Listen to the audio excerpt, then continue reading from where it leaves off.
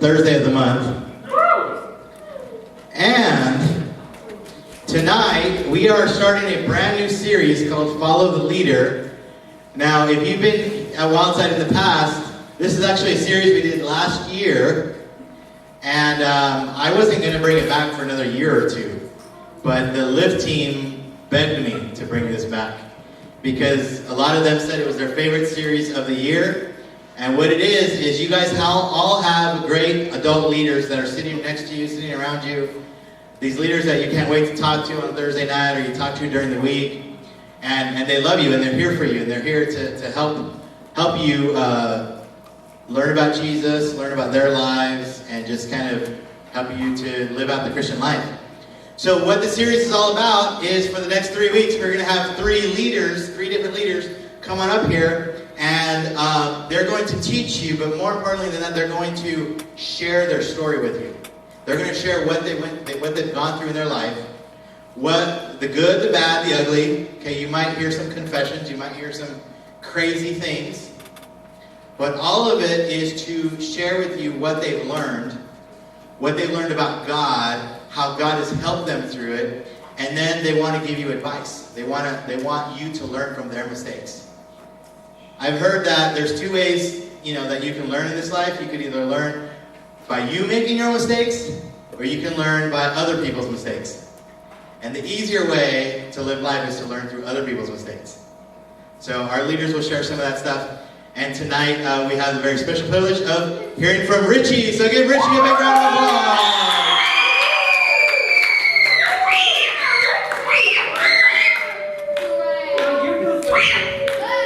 You guys were more louder here than when we do the Wild Outside Rocks part. So thank you. That means a lot to me.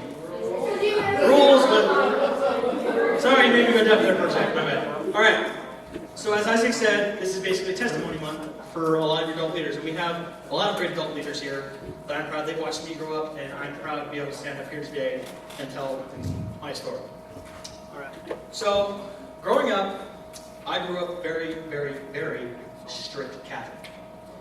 Like, if I said something wrong, I'd get grounded. If I said something inappropriate, I'd get spanked. And then I'd get grounded again. So through when I was 5 through I was 10, I have to say those were probably the toughest years for me. Because those were the years where I was living with my grandfather. Because my parents were always working. They didn't really have time for me and my sister. So while I was living with my grandpa and living with my grandma, they were always very strict. But at the same time, they were very kind. They always told me how great God is. How, if I believe in Him, I will go to heaven one day. If I pray to Him every night, that He will be with me throughout my entire days. I believe that. And I still believe that. But through my years, I'm 20 years old now. Through my years, I went through a lot of doubt and a lot of pain. When I was 10 years old, I moved here, to Emily. And I started going to Oak Hill Elementary School.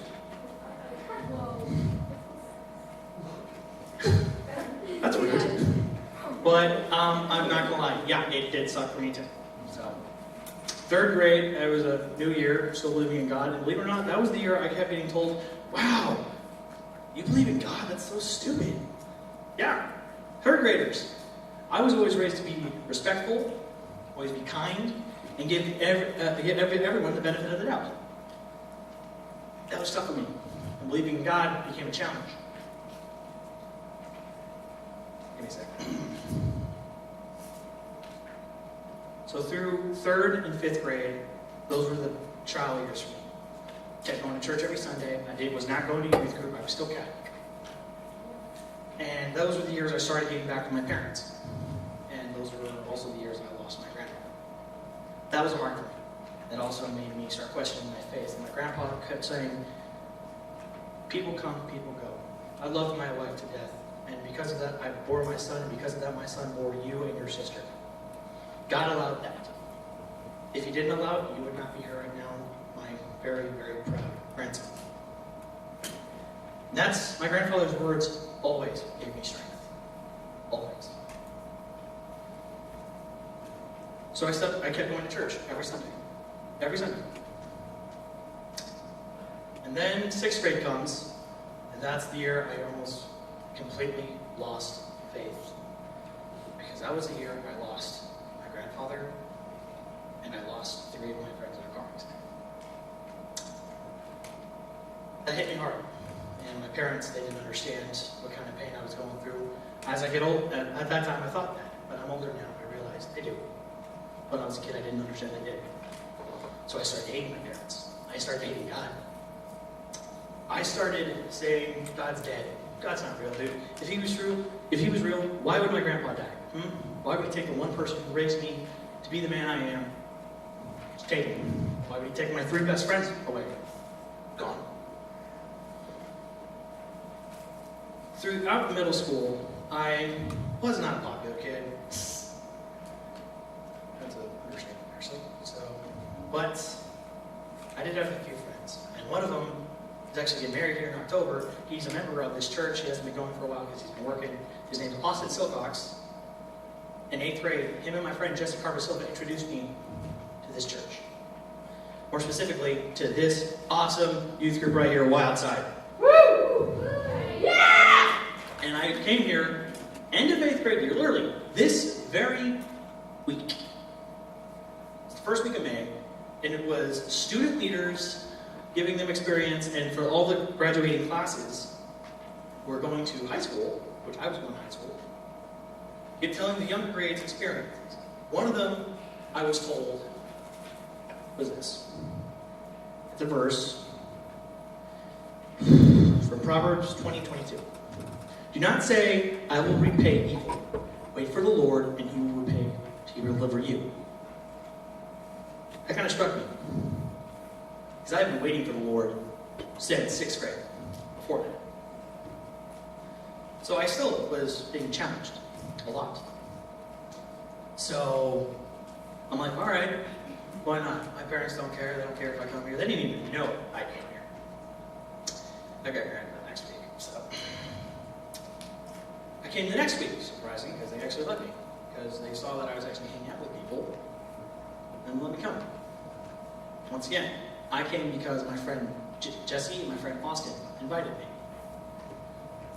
And I started listening to the messages. I started really, I'm like, okay, this is a lot different than the teachings that I had been raised with. The wording was different. I understood them.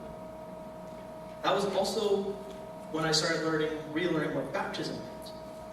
Baptism, for me, and for everyone that I think everyone's been taught, is it's not fully saying that you're a Christian. It's the first step you take in saying, I'm going to become closer to God.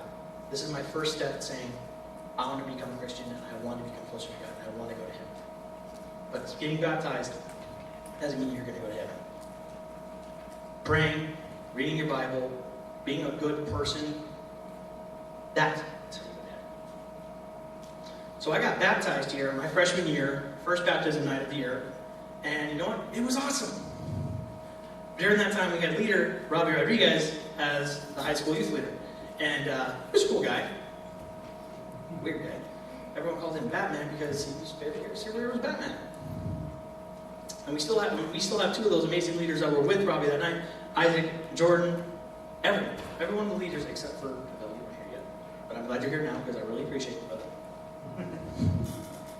And I started coming because I wanted to hear the leaders speak. I wanted to hear them teach. Because it started making sense to me. And through their words, I started making friends. But this was still freshman year. And this was still a tough time for me. I was going to a pretty rough school. I was going to Animal Charter. The kids were not mean. Sorry, they were not nice. They were very rude. And if you didn't fit in, you were an outcast. So I did the stupid thing, and I tried to fit in. I did a lot of stupid stuff. I stole. I started smoking, and I actually started drinking. You know what? I'm not proud of it. I'm not. Because that taught me over the years that I didn't gain friends, I just gained a crowd. That wasn't the crowd I wanted. I wasn't at all. So through sophomore year, I went to a new school. Antelope High. You know what? That school is great. I'm not saying it's better than Center, but no, it got me in a better place than I was. Where I made a new group of friends. One of these weird friends that I made was named Nicholas Barrett. Johnny Nolan's older brother, who is now my roommate. He became my best friend because he showed me around. He was a very strong believer. He still is. He made my faith in God go higher because I had a person to go to church with. And soon he taught me I don't need to go to church with someone to just go. So I started going on Sundays. And then I became a student leader here my sophomore year. And we don't do student leaders anymore. We have what Johnny and all the other kids here who have higher responsibilities now.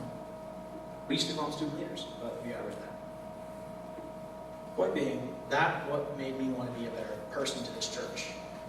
So I started coming every Sunday, started reading my Bible, started believing God again.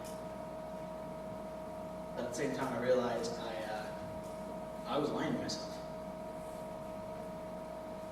I didn't truly believe. I was wearing a mask. And over the years, when the student leaders they stopped, I kind of took a break from the church for a little bit because I wanted to know, what am I doing with my life right now? Junior year comes, my grades suck, my own fault. Staying out late, my own fault. I can't blame anyone for that. I can't blame God for that. I did, but I can't now. You can never blame God. Because He gave us the freedom for ourselves to make our own decisions, to follow our own path, to choose our path. You come beginning of senior year,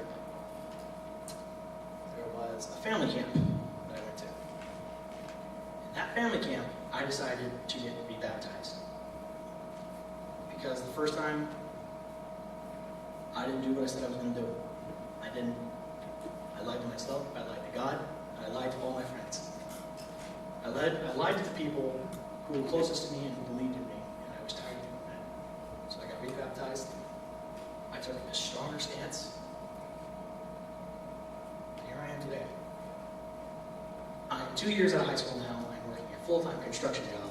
I have my own apartment. You know what allowed me to get that far? God. He's given me the strength. He's given me the faith. He's allowed so many decisions that I have made to course where I am right now today. Where I was afraid I would never be able to make it. Right now, the relationship with my family, they couldn't be prouder of me. They're happy for me. My sister, she's made some bad choices, but she's corrected. She believes in God too. Right now, this is the crucial point in your guys' lives. Where you are going to make decisions, and some of them may be the right ones, some of them may be the wrong ones. It's going to happen. Like as I said, you can learn from the words of your elders, learn from their experiences, or you can make your own mistakes. I made many. Everyone makes mistakes. No one's perfect. Only one person isn't perfect. That guy up there. The man upstairs. He's perfect. He made us in His image. And yet, the biggest question I've always had is, if we were made in His image, why do we make mistakes? Because He allows us to. He allows us to learn. We get on the wrong path, we learn from our decisions, we follow the right path. My name is Richie Esmiol. I'm a Christian, 20 years old. I believe in God with no doubt. And because of that, I'm able to stand up here today and talk in front of all you guys.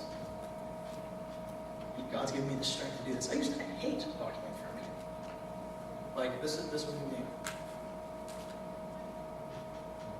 Hi. That's me, clear. That's how I was. I used to be afraid of talking to people. But you know what? You guys, God's given me the strength to talk to you in front of you guys. You know why? Because I love you guys. You guys are my family. You're my brothers and sisters in Christ. And until I no longer have breath in my body, I will continue to serve God the way He wants me to serve Him. So I can best serve you guys. You guys are my family. I love you. Thank you. So, before we have Jordan come up here, I'm going to lead us in prayer real quick, and then we'll get the rest of this night going. Bye, guys, in prayer. Dear God, thank you for allowing all these amazing children and adult leaders to be able to listen to me tonight, so you gave me the strength to talk to them. gave me the strength to tell my somewhat short story, but story to the point. I want to thank you, Lord, because each person in this house has a decision. You've given them that choice to make that decision. Whether it leads them on the right path, or the wrong path, or your path. I'd like to say I'm following your path, Lord. I'd like to say that. I'm proud I am. And I pray that the rest of these kids, they can follow your path too. In God's name we pray.